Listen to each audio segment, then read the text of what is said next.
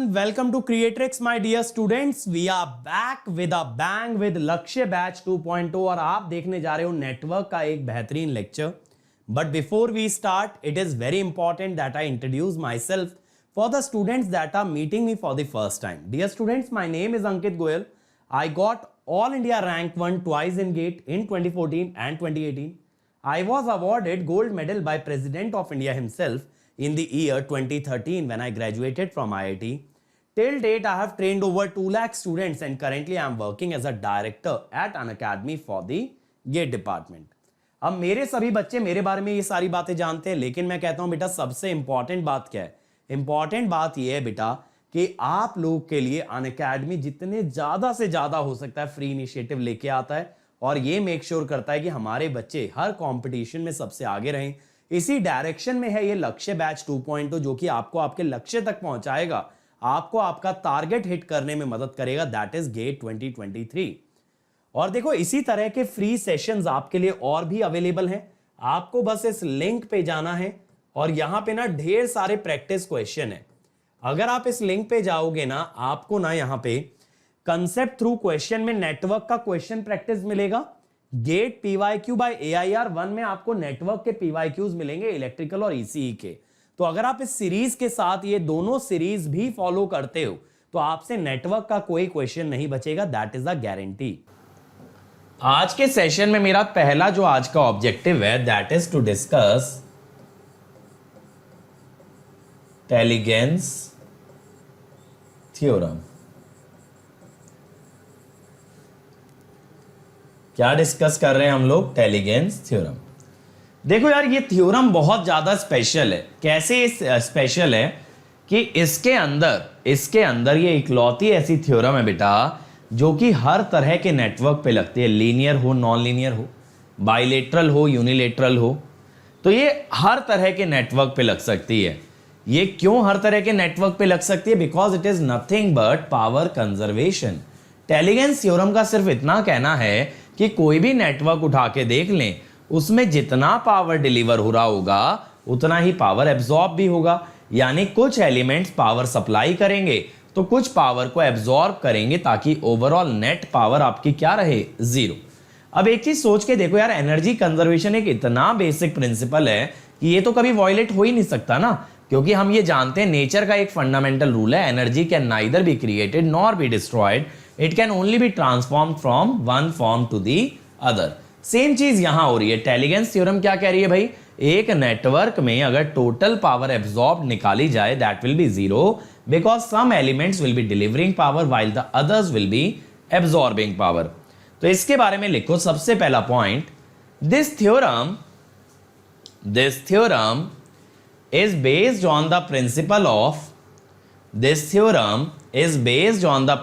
of energy conservation, is based on the principle of energy conservation where we can say energy can neither be created nor be destroyed. Energy can neither be created nor be destroyed. It can only be transformed from one form to the other. ठीक है, इतनी बात चलो समझ आई. अगला point लिखना, This theorem states that net power absorbed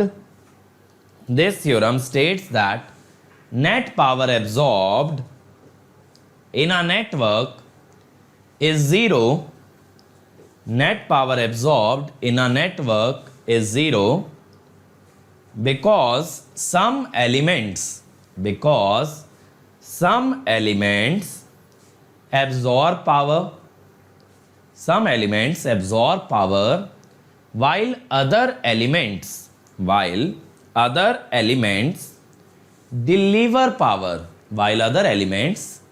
deliver power. ठीक है. Next point, This theorem can be applied. This theorem can be applied to any network. To any network, irrespective of whether it is linear or non-linear. Irrespective of whether it is linear or non-linear, comma, unilateral or bilateral. Unilateral और bilateral. अब देखो यहां पे क्या कहते हैं कि कुछ ना साइन कन्वेंशन हम डिस्कस कर लेते हैं. ये मैं आपको पहले भी बता चुका हूं नेटवर्क के बेसिक के अंदर ही, पावर के कॉन्सेप्ट में, कि अगर ये V है, ये अगर I है ना, तो अगर बेटा करंट एंटर करेगा पॉजिटिव टर्मिनल में, करंट एंटर्स पॉजिटिव टर्मिनल, तब क्या होने वाला है? तब हम ये कह सकते हैं दैट पावर एब्जॉर्ब्ड. ठीक है. अब देखो यार, इस थ्योरम के लिए ना हमें एक साइन कन्वेंशन लेके चलना पड़ता है. साइन कन्वेंशन कैसा लेके चलना पड़ता है कि भाई अगर आप पावर एब्जॉर्ब्ड को पॉजिटिव मान रहे हो तो डिलीवर्ड को नेगेटिव मानो, और वहीं अगर डिलीवर्ड को पॉजिटिव मान रहे हो तो पावर एब्जॉर्ब्ड को नेगेटिव मानो. तो ये वाला पॉइंट अभी मैं लिखवाता हूं आप लोगों को. पहले हम दोनों साइन कन्वेंशन डिस्कस कर लें भाई. ये V है, ये I है. करंट लीव्स पॉजिटिव टर्मिनल,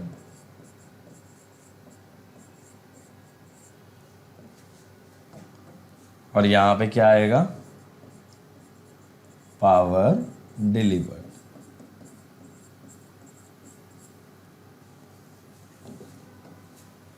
अब हम क्या कहते हैं, फॉर दिस थ्योरम, आप इस थ्योरम को अगर लगाओगे, फॉर दिस थ्योरम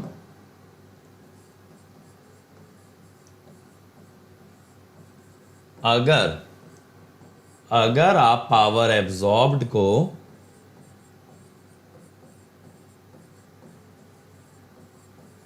पॉजिटिव मानते हो तो देन पावर डिलीवर्ड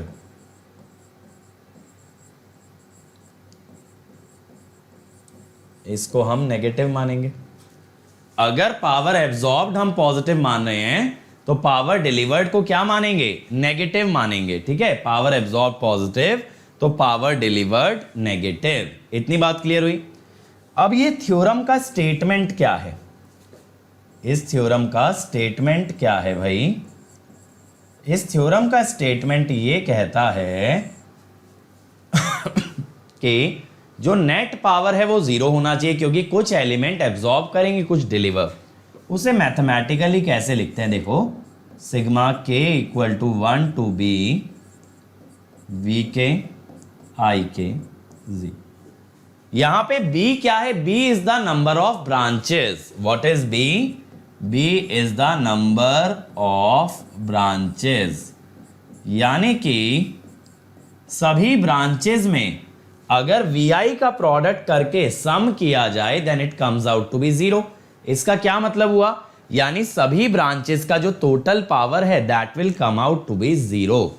यहां पे हम पावर किस हिसाब से ले रहे हैं यार? हम ऐसा मान रहे हैं, देखो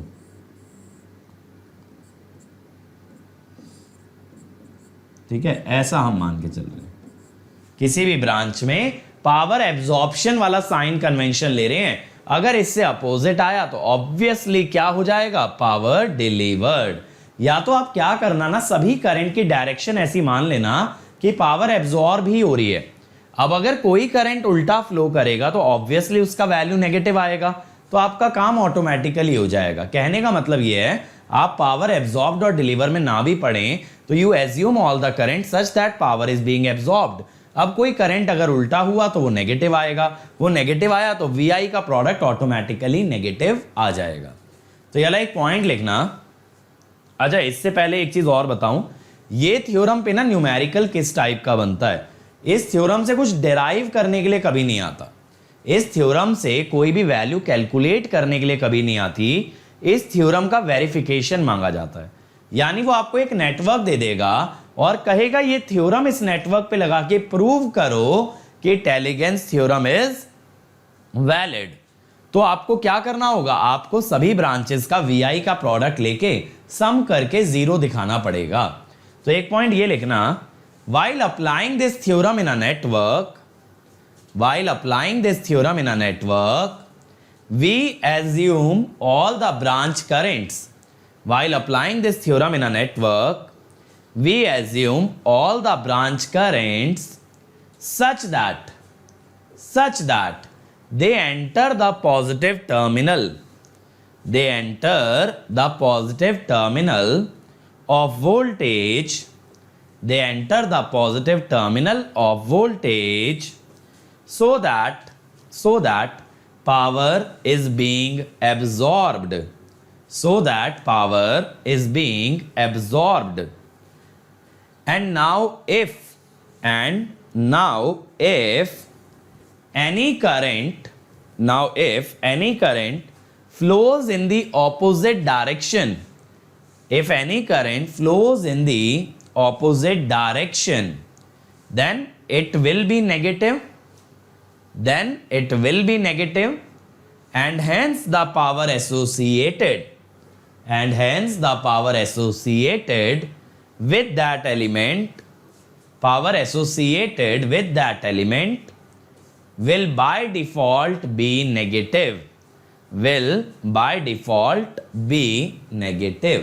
ठीक है, तो एक बार दिखाते हैं लगा के, देखो क्वेश्चन ये रहा, in the circuit shown find the missing branch voltages and branch current, calculate power absorb by each element in various branches, hence find the total power absorbed. अब देखो ये I1 है,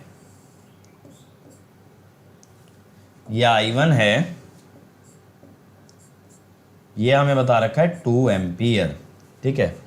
V1 हमें बता रखा है, आप यहां देखना सबकी साइन कन्वेंशन ही ऐसे ले रखी है यार कि पावर एब्जॉर्ब होगी। ये I3 है, ये कितना है 4 एम्पियर, ठीक है। फिर V2 है 2 वोल्ट, V2 ये रहा, V2 है 2 वोल्ट, ठीक है। फिर V4 है 3 वोल्ट, देखो देख रहे हो सब में कन्वेंशन ऐसे है कि भैया करंट पॉजिटिव में घुस ही रहा है, नजर आ रहा है ना।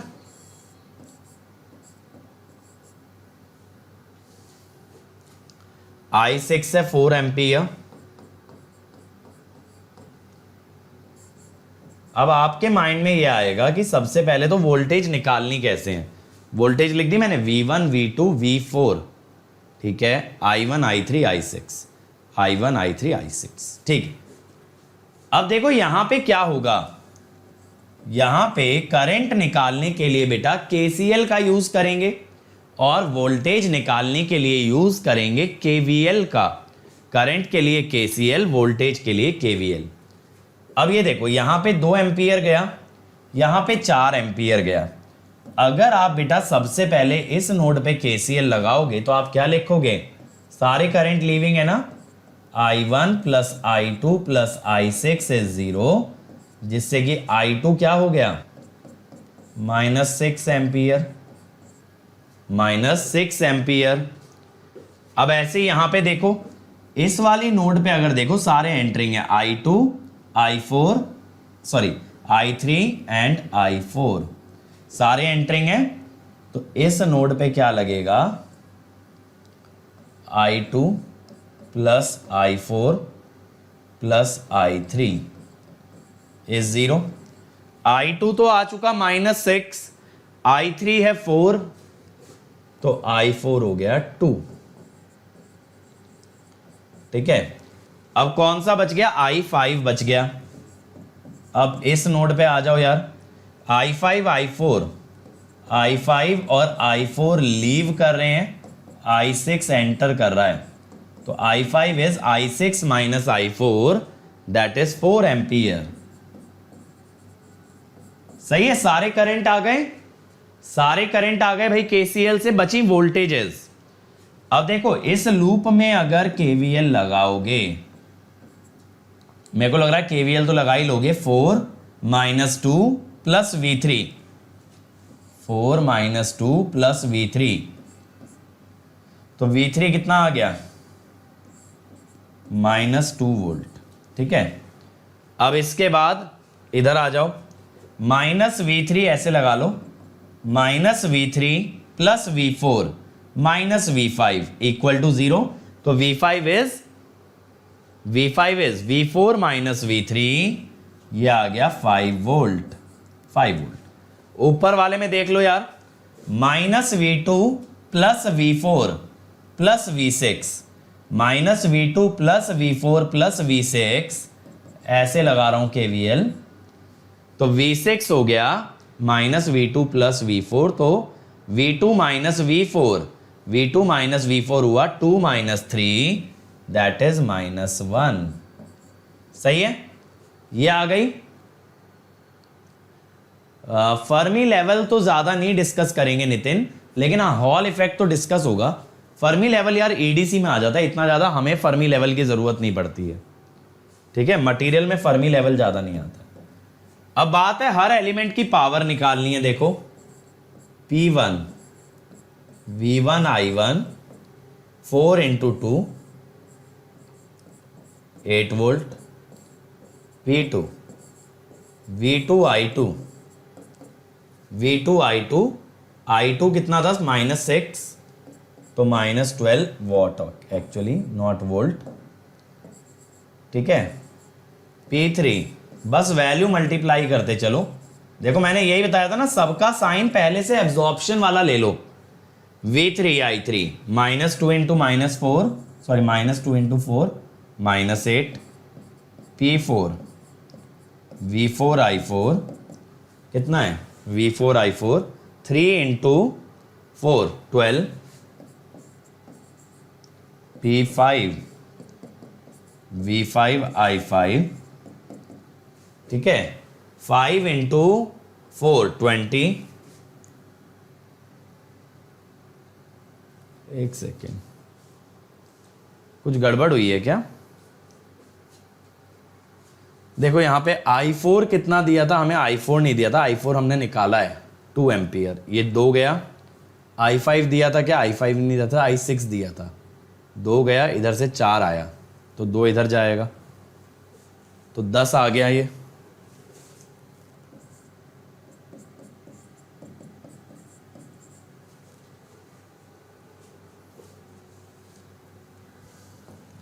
ये 2 एम्पियर आएगा ना, ठीक है। और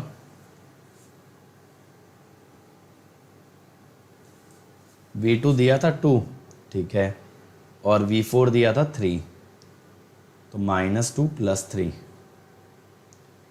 -2 + 3, ये तो सही दे रहा है। V1 4 है, I1 2 है, ये भी सही है। कोई करंट हमने गलत निकाला है क्या? V5 इज 5 वोल्ट, वो तो सही है, क्योंकि यार पावर में कुछ गड़बड़ी आ रही है मेरे हिसाब से। I4 तुम्हारा 2 है ना, I4 2 है और ये 6 है, तो ये 6 वॉट होगा ना। और P6 V6 I6 कितना हुआ, -4, ठीक है। V4 I4 2 है, V4 3 है, ठीक है।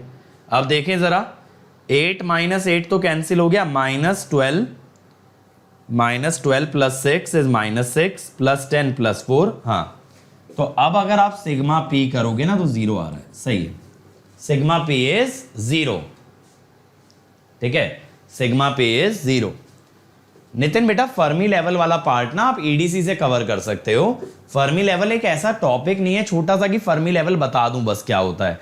फर्मी लेवल तो ऐसे मैं डायरेक्टली बोल सकता हूं आपसे कि जिस क्या कहते हैं, एनर्जी लेवल की प्रोबेबिलिटी फिल होने की 50% होती है at room temperature, that is called as Fermi level. बस समझ रहे हो। लेकिन बेटा उससे क्या बना, उससे सवाल थोड़ी बनेगा, उसके लिए आपको पूरा बैंड थ्योरी कवर करना पड़ेगा। चलो अगला देखो, फाइंड, अच्छा ये चलो अगली थ्योरम पे आ गया, अभी रुक जाओ, अब हम अगली थ्योरम पे चलते हैं।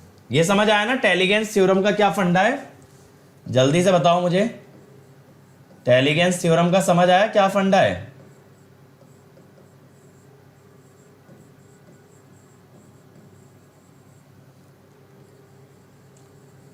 अब आते हैं रेसिप्रोसिटी थ्योरम पे, है ना, रेसिप्रोसिटी थ्योरम। अब रेसिप्रोसिटी थ्योरम क्या कहती है, अगर बेटा कोई एक ऐसा नेटवर्क है जिसके अंदर जो नेटवर्क ये कह दो कि पैसिव है और उसके पास बस एक सोर्स लगा, यानी पूरा नेटवर्क पैसिव है, बस किसी एक छोर पे उसके हमने सोर्स लगा दिया है। अब इस नेटवर्क के अंदर हम कोई वैल्यू निकाल रहे हैं, it may be a current, it may be a voltage, किसी भी ब्रांच का करंट या वोल्टेज निकाल रहे हैं। अब जिस ब्रांच का आप करंट या वोल्टेज निकाल रहे हो और जिस ब्रांच में सोर्स लगाए, अगर इन्हें एक्सचेंज कर दें तो नेटवर्क में कोई फर्क नहीं पड़ता, that is the reciprocity theorem. Suppose जैसे यार मैं सोर्स हूं और मान लो कि आपके अंदर हम करंट निकाल रहे हैं, अब आप मेरी जगह आ गए, मैं आपकी जगह चला गया, तब भी आपके अंदर जो करंट आ रहा है दैट इज सेम, यानी सोर्स और लोड का पोजीशन अगर एक्सचेंज कर दें still the output will be same, that is the basic statement of the reciprocity theorem. तो इसके अंदर लिखना, for a linear passive network, for a linear passive network having an independent source, for a linear passive network having an independent source at one end, this theorem can be applied, this theorem can be applied। ठीक है, linear network में चलेगी और उसके अंदर एक ही independent source होना चाहिए किसी एक एंड पे या कोई एक ब्रांच में। अगला पॉइंट लिखना, suppose we are computing the response, suppose we are computing the response of the network when a source is connected, we are computing the response of a network when a source is connected, then if we exchange the position of source and the load, if we exchange the position of source and the load, okay, source and the load, the output remains same, the output remains same। ठीक है, तो ये तो हुई एक तरह से, ये कह दो एकदम एक लेमैन की टर्म्स में इसका एक्सप्लेनेशन। लेकिन इसका टेक्निकल डेफिनेशन क्या होता है, इसमें एक technical definition point of view से लिखो, if the terminals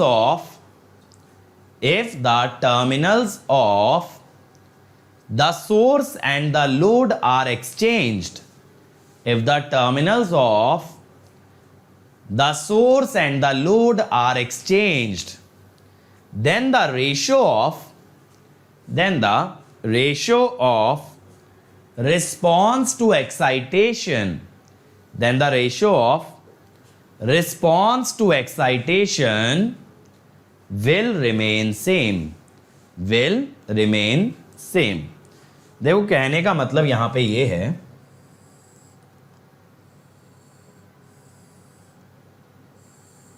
ये देखो ये है एक लीनियर पैसिव नेटवर्क। ठीक है, यहां पे अब हमने एक ना सोर्स लगाया, सपोज मान लो ये लगाया V या V1 कह दो। अब ये सपोज RL है, यहां पे करंट आया I1, अब आप इन दोनों का पोजीशन एक्सचेंज कर दो मेरे भाई, इन दोनों का आप पोजीशन एक्सचेंज कर दो।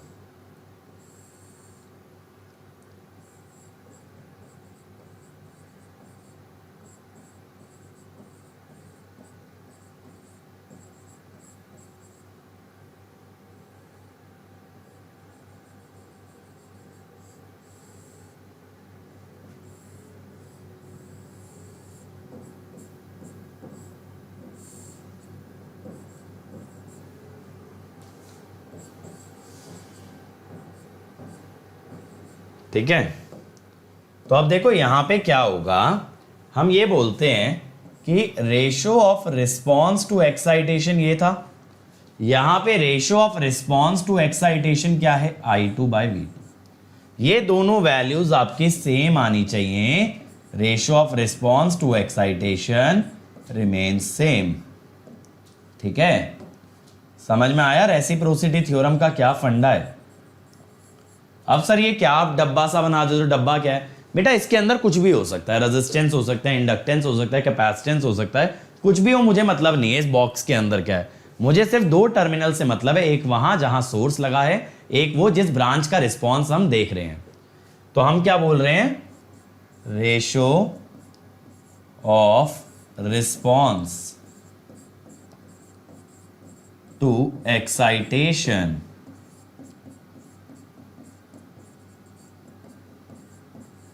will remain same। Ratio of response to excitation will remain same. ये बात क्लियर हो गई। ठीक है, तो इस पे क्वेश्चन बना के देखते हैं एक बार। सिंपल सी थ्योरम है, बहुत कुछ नहीं है इसके अंदर, बस ये ध्यान रखना इसके अंदर कि एक ही इंडिपेंडेंट सोर्स हो सकता है भाई। इसके अंदर अगर इस बॉक्स के अंदर और सोर्सेज हुए तब ऐसा थ्योरम नहीं लगेगा। सिर्फ एक सोर्स होगा, बाकी का पूरा नेटवर्क पैसिव होना चाहिए। देखो जरा ये क्वेश्चन, यहां पे ये 4 वोल्ट है, ये 7 एम्पियर है, ये I2 है और ये 30 वोल्ट है। ठीक है,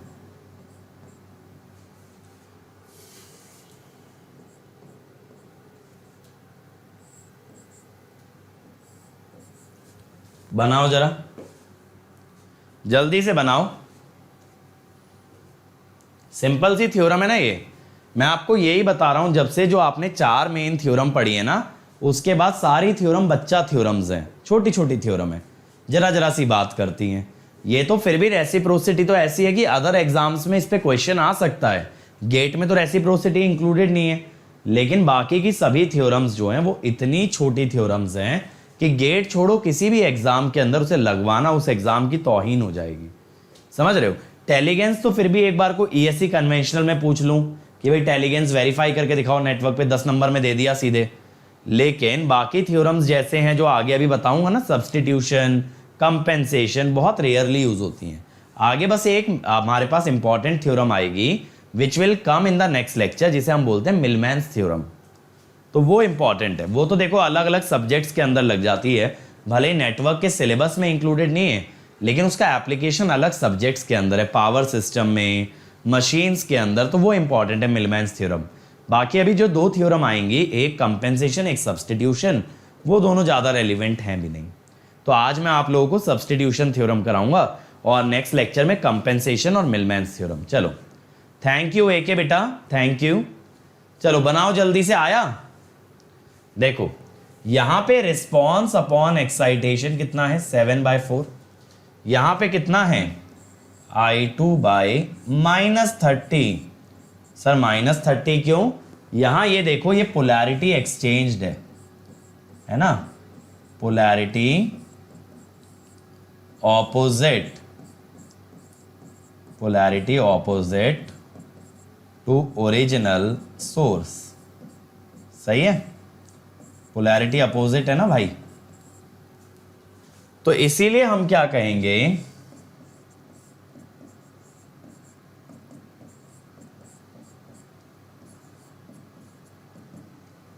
कितना होगा, -52.5।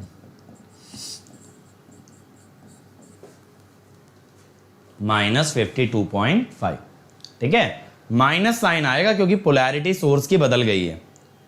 अगला देखो यार, consider the network containing only resistance, use the data given, find Ix। देखो मैं आपको डेटा दिखा देता हूं अच्छे से। ये 5 वोल्ट है,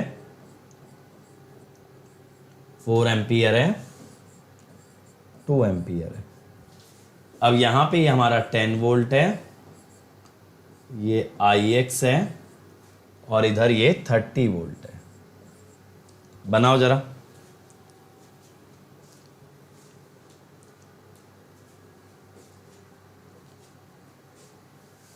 चलो फटाफट बनाओ। थैंक यू नितिन बेटा।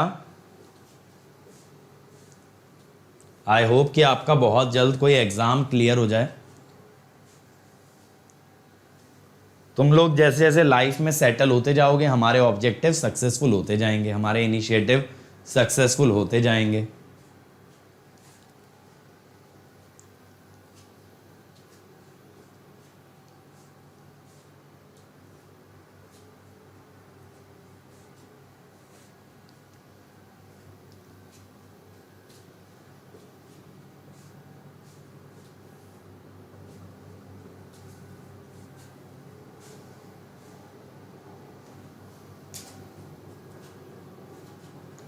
चलो भाई बताओ जल्दी से, क्या आना चाहिए आप लोगों के हिसाब से। बहुत सिंपल सा क्वेश्चन है। ज्योतिर्मय कह रहे हैं -12। चलो देख लेते हैं। बाकी लोग बताओ भाई, बाकी लोग जितने भी इस क्लास में बैठे हैं जल्दी से बताओ आंसर। विकास भी कह रहे हैं -12। देखो यहां पे अगर आप ये देखो कि इस फिगर के अंदर 2 सोर्स आ गए हैं। अब नेटवर्क रेजिस्टेंसेस का है तो ये लीनियर तो है ही है। ये कैसा नेटवर्क है? लीनियर नेटवर्क है। अब बेटा अगर ये लीनियर नेटवर्क है ना तो सुपर पोजिशन भी लगाओ। देखो जरा, पहले ना ये 10 वोल्ट वाला सोर्स ले लो। अब होमोजेनिटी क्या कहती है भैया कि सोर्स अगर दुगना हो गया तो सारी वैल्यूज डबल हो जाएंगी। सही कह रहा हूं? यही कहती है ना होमोजेनिटी। होमोजेनिटी ये कहती है सोर्स अगर तुमने 10 वोल्ट का लगाया तो ये बना 8 एम्पियर और ये बना 4 एम्पियर। अब बेटा अगले नेटवर्क के अंदर आप ये जो है ना बस 30 वोल्ट वाला सोर्स ले लो।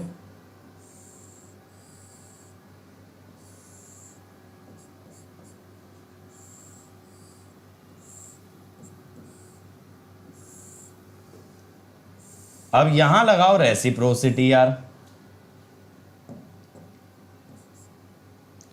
यहां पे आप क्या बोलोगे? 2 एम्पियर था जब 5 वोल्ट था, और I2 होगा जब 30 वोल्ट है। तो I2 कितना आ गया यार?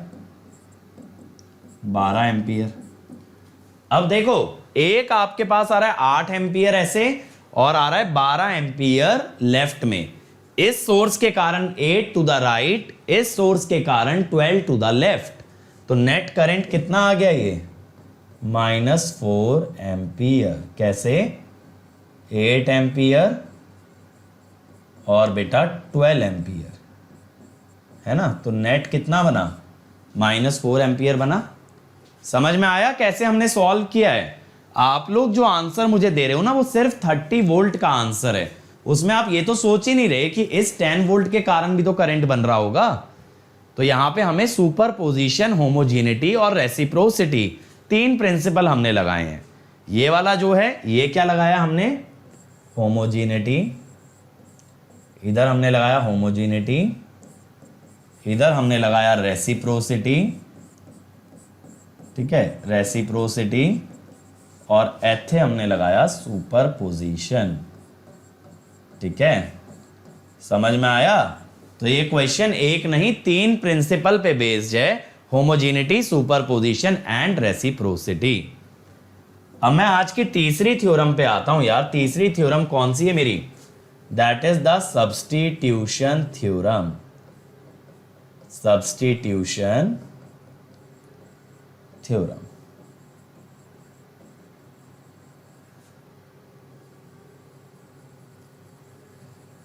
ये थ्योरम क्या कहती है? देखो नाम से ही पता चल रहा है कुछ सब्स्टिट्यूट किया जा रहा होगा।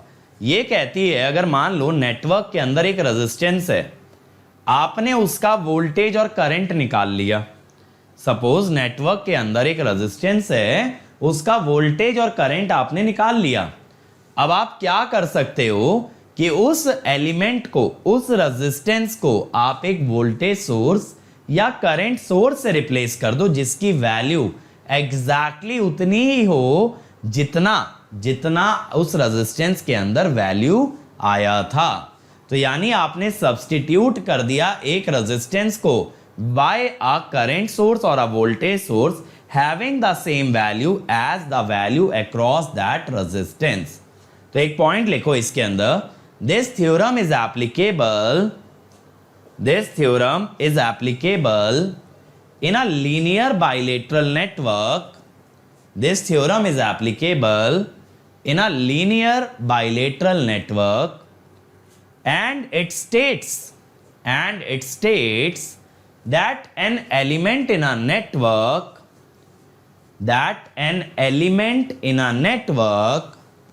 whose current and voltage is known can be replaced by a current source or a voltage source,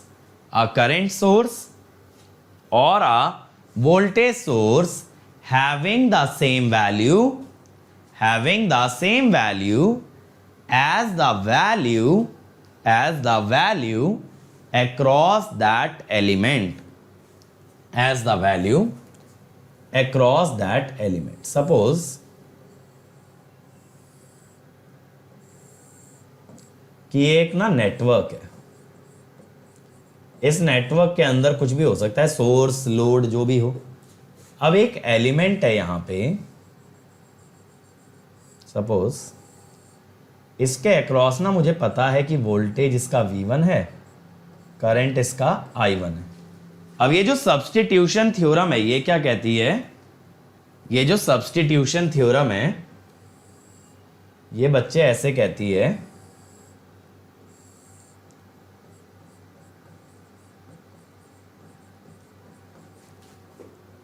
कि इस एलिमेंट को ना आप एक वोल्टेज सोर्स से रिप्लेस कर दो। कितना वोल्टेज लोगे? इसका V1, और इसमें करंट कितना जाते हुए दिखाओगे? I1। या फिर आप इस एलिमेंट को एक करंट सोर्स से रिप्लेस कर दो। समझ रहे हो? सब्स्टिट्यूट कर रहे हो ना। तो कहने का मतलब यह है, एज लॉन्ग एज उस ब्रांच का करंट और वोल्टेज उतना ही रहे जितना आया था, तो कोई फर्क नहीं पड़ता उस ब्रांच में रेजिस्टेंस है, इंडक्टेंस है, करंट सोर्स है, कैपेसिटेंस है, क्या फर्क पड़ता है? क्या फर्क पड़ता है? वैल्यू क्या रहेगी? सेम। समझ में आया? तो कहने का मतलब यहां पे यही होता है। तो ये लिखने के बाद ना एक पॉइंट नोट डाउन करना, this theorem essentially states that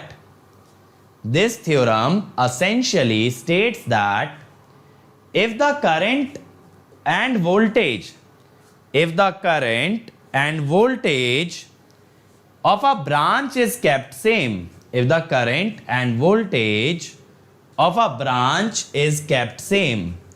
then the response of the network does not depend on nature of the element, ठीक है? चमक गया? चल अब ये देखो जरा, using substitution theorem represent RL by at least 4 different ways। एक तो यही है, चलो आप बाकी 3 और बताओ। ठीक है, एक तो चलो यही मान लो। तो सबसे पहले क्या करोगे यार, यहां पे करंट और वोल्टेज पता लगाना है। देखो I कितना होगा? 40/60 + 40 कितना आएगा 0.4 एम्पियर, 0.4 एम्पियर। तो इजीएस्ट तरीका क्या होगा देखो जरा,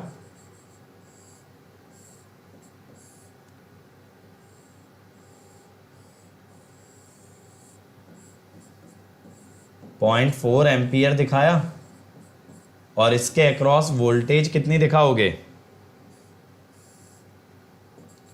40 वोल्ट, 60 ओम, वोल्टेज 4.4 इंटू 40, IR 16 वोल्ट। ठीक है, एक तरीका तो ये हो गया, एक तरीका तो ये हो गया। दूसरा तरीका क्या हो गया, इसे वोल्टेज सोर्स से दिखाओ। यहां पोलैरिटी और डायरेक्शन वही रखनी है जो आपकी रेजिस्टेंस के अंदर है। ठीक है, जो पोलैरिटी और डायरेक्शन रेजिस्टेंस के अंदर है वही सेम मेंटेन करनी है यार।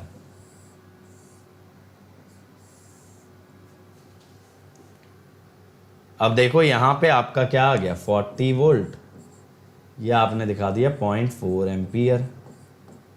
ठीक है, आप ना इस टाइप से कोई भी एलिमेंट दिखा सकते हो। जैसे मैं जनरली आपको दिखा देता हूं एक तरीका कि यहां पे ना कोई एक एलिमेंट है, अननोन एलिमेंट है x,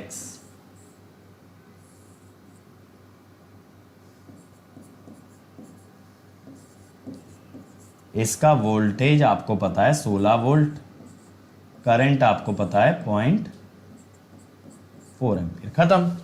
ये हो सकता है कैपेसिटेंस हो, ये हो सकता है आपका इंडक्टेंस हो सकता है बैटरी हो, कुछ भी हो, बट उसका करंट और वोल्टेज वही होना चाहिए जो इस रेजिस्टेंस का था। तो आप यहां पे कितने भी तरीके से दिखा सकते हो, एक इंडक्टेंस दिखा दो, एक कैपेसिटेंस दिखा दो, कुछ भी दिखा दो, नेटवर्क का कोई भी एलिमेंट आप दिखा दो, डजंट इवन मैटर। बस क्या होना चाहिए, V and I should be consistent. Clear हुआ? इसीलिए यार सब्स्टिट्यूशन थ्योरम कुछ ज्यादा काम की नहीं है, जस्ट एक ऑब्जर्वेशन है नेटवर्क के अंदर कि भाई अगर वोल्टेज करंट ब्रांच का सेम है तो ब्रांच की नेचर क्या है, इससे फर्क नहीं पड़ेगा। ठीक है, तो बेटा आज के लेक्चर में मुझे आपको यही 3 थ्योरम्स बतानी थी। 2 लेक्चर और बचे अपने थ्योरम्स के अंदर, एक में मैं आपका कंपेंसेशन और मिलमेंस कवर करूंगा और फिर एक में हम करेंगे क्वेश्चंस ही क्वेश्चन थ्योरम पे, फिर ये थ्योरम वाला टॉपिक एंड हो जाएगा। तो it will and on Tuesday. Next class Monday होगी क्योंकि कल क्रिएट्रिक्स चैनल पे मैराथन होने वाली है, तो उसमें मैं सेमीकंडक्टर मटेरियल आपका इस हफ्ते कवर करने वाला हूं कल 4 से 7 बजे, तो इस वजह से ये क्लास नहीं ले पाऊंगा। ठीक है ना, तो मंडे क्लास कंटिन्यू होगी आपकी, फिर मंडे और ट्यूसडे इन 2 दिन में हम थ्योरम्स निपटाएंगे और वेंसडे से ट्रांजिएंट वाला पार्ट स्टार्ट करेंगे। ठीक है आरुष बेटा, प्रैक्टिस हेल्प करे या ना करे, नहीं प्रैक्टिस करोगे तो रैंक नहीं आएगी, एग्जाम नहीं निकलेगा, ये जरूर पक्का है। ठीक है, बिना प्रैक्टिस के मुझे तो समझ नहीं आता तुम लोग एक्सपेक्ट कैसे करते हो कि तैयारी कर रहे हो। और देखो यार हर संडे हम लोग कॉम्बैट कराते हैं, तो आप कॉम्बैट का हिस्सा बनिए। ये 1 घंटे का टेस्ट होता है, 20 क्वेश्चन आपको क्रैक करने हैं, यहां से आप अट्रैक्टिव प्राइजेस और अमेजिंग स्कॉलरशिप्स जीत सकते हो। तो आज ही अनअकैडमी ऐप इंस्टॉल करो and then enroll for combat using the code Ankit ESE। और देखो ये मेरा टेलीग्राम चैनल है बेटा, यहां पे बहुत सारे पीडीएफ्स हैं आपके लिए, सारे नोटिफिकेशन है, जितनी भी क्लासेस हम लोग लेते हैं, जो भी ऑफर्स आते हैं, सब आपको यहां पे मिलेगा। तो इस कम्युनिटी का हिस्सा बने। This is going to be the biggest community of electrical and electronics engineers. और जो बच्चा एकदम स्ट्रक्चर्ड वे में तैयारी करना चाहता है वो अनअकैडमी ज्वाइन करे। अनअकैडमी का आइकॉनिक सब्सक्रिप्शन आपको क्लासेस और स्टडी मटेरियल के अलावा देता है पर्सनल कोच। ये पर्सनल कोच खुद एक गेट एंड ESE टॉपर होता है, जो आपको पूरे कंसेप्ट अच्छे से एक्सप्लेन करेगा। जो भी आपकी क्वेरीज हैं, कभी भी आप डिमोटिवेटेड डाउन फील करते हो तो आपका मोटिवेशन लेवल रेज करेगा। ये ना आपका एक टाइम टेबल बनवा देगा जो कि हर बच्चे के लिए अलग हो सकता है, वर्किंग के लिए अलग, कॉलेज के लिए अलग, ड्रॉपर के लिए अलग, तो पूरा एक प्लान बनेगा आपका। इवन टीचर्स आपको अलग से मोटिवेट करते हैं इन स्टडी बूस्टर सेशन। आपके टेस्ट रिजल्ट्स के बेसिस पे आपको बताया जाता है आपकी स्ट्रेंथ्स और वीकनेस। इवन यहां आपको ना असाइनमेंट्स भी दिए जाते हैं, आपको एक्स्ट्रा स्टडी मटेरियल मिलता है बेटा, और डेडिकेटेड डाउट इंस्ट्रक्टर होते हैं, यानी आप 1-to-1 सेशन बुक करके अपने टेक्निकल क्वेरी भी पूछ सकते हो। और इसके अलावा जितने बेनिफिट आपको प्लस सब्सक्रिप्शन में मिलते हैं वो सब आइकॉनिक में मिलता है, जैसे लाइव और रिकॉर्डेड क्लास, हर संडे का test, well structured courses, rank improvement batches, crash courses और अनलिमिटेड एक्सेस, जहां आप जिस टीचर का लेक्चर चाहें देख सकते हैं। ये प्लस के बेनिफिट आइकॉनिक में भी होंगे, लेकिन आइकॉनिक के बेनिफिट आपको प्लस में नहीं मिलेंगे। और देखो, अगर आइकॉनिक लेते हो 1 ईयर का 4700 पर मंथ पड़ेगा। जैसे ही अंकित ESE कोड लगाओगे ये हो जाएगा 4200 पर मंथ, और 2 ईयर का लोगे और किफायती है बेटा 3000 पर मंथ में। अब द बेस्ट पार्ट इज कि ये अमाउंट आप पे कर सकते हो मंथली बेसिस पे, ठीक है, EMI की फॉर्म में, और या फिर आप इसको पार्शियली पे भी कर सकते हो, मतलब 2-3 पार्ट्स में डिवाइड करके। और अगर बियर कर सकते हो तो 1 टाइम पे कर सकते हो, credit card, debit card, net banking से। और ये भी कुछ ना हो पाए, you are really financially challenged, तो आप अनअकैडमी से लोन अप्रूव करा सकते हो, जहां पे ये अमाउंट आप बाद में भी दे सकते हो। लेकिन ये ध्यान रहे, डिस्काउंट और मेरी पर्सनल गाइडेंस के लिए कोड लगाना है अंकित ESE। और अगर ये अफोर्डेबल ना हो तो इससे सस्ता सब्सक्रिप्शन है आपका प्लस। यहां पे कुछ फीचर डेफिनेटली मिसिंग है, लेकिन बेटा अगर कोई बच्चा मोटिवेटेड है तो यहां पे आपको कंटेंट वाइज कंप्लीट चीजें दी जाती हैं, जिससे कि आप रैंक निकाल सकते हो। आइकॉनिक में आपको लाइव मेंटोरिंग प्रोडक्ट मिलता है, जहां 1-to-1 मेंटोरशिप दी जाती है। ये सेशन आप बुक कर सकते हो, अपने मेंटोर से इंटरैक्ट कर सकते हो, और वो आपकी सारी क्वेरीज आंसर करेगा। और अनअकैडमी में देखो, अब आपका एक भी डाउट नहीं रहेगा अनआंसर्ड। आपको बस क्या करना है, डाउट की फोटो आपको क्लिक करनी है, उसे अपलोड करना, और हमें बताना है आपको किस लैंग्वेज में उसका वीडियो सोल्यूशन चाहिए। हम आपके हर क्वेश्चन का वीडियो सोल्यूशन बना के देते हैं, सिर्फ आपको उसका हिंट नहीं, आपको उसका कंप्लीट सोल्यूशन दिया जाएगा। और एट अ टाइम आप 1 बाय 1 करके 3 डाउट अपलोड कर सकते हो, और जैसे जैसे आपको आंसर मिलता जाएगा आप और डाउट्स अपलोड कर पाओगे। और देखो, अगर कोई भी क्वेरी अनअकैडमी सब्सक्रिप्शन से रिलेटेड तो please call on this number. यहां आपको लेटेस्ट ऑफर, सब्सक्रिप्शन और जर्नी से रिलेटेड हर क्वेरी को आंसर किया जाएगा, लेकिन कोड याद रखें, अंकित ESE। Okay, so thank you everybody, I hope you enjoyed the lecture, so please like, share and subscribe to this channel and comment on the video कि आपको video कैसा लगा। फिर मिलेंगे अगले वीडियो में इसी जोश और इसी कंसेप्ट के साथ। Let's crack it.